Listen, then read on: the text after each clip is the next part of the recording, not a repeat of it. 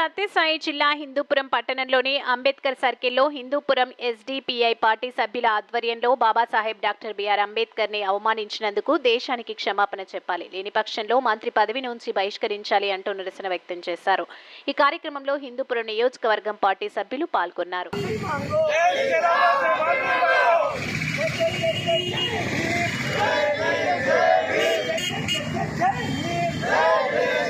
భారతదేశంలో నీచాతి నీచమైన చర్య BJP home minister Amit Shah గారు నిన్నటి రోజున రాజ్యాంగ నిర్మాత డాక్టర్ భీమ్రావ్ అంబేద్కర్ గారి మీద అనుచిత వ్యాఖ్యలు చేసినారు.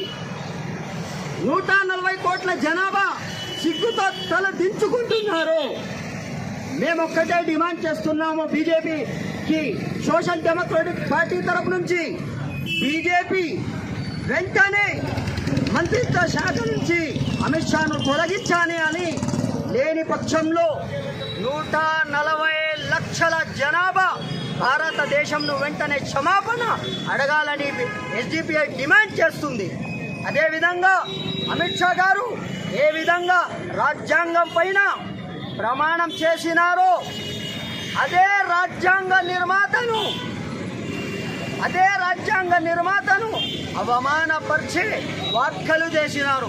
వెంటనే క్షమాపణ అడగాలని, లేని పక్షంలో మంత్రిత్వ శాఖ నుంచి బీజేపీకి చిత్తశుద్ధి ఉంటే, మోడీకి చిత్తశుద్ధి ఉంటే మంత్రిత్వ శాఖ నుంచి తొలగించాలని ఎస్డిపిఐ డిమాండ్ చేస్తుంది.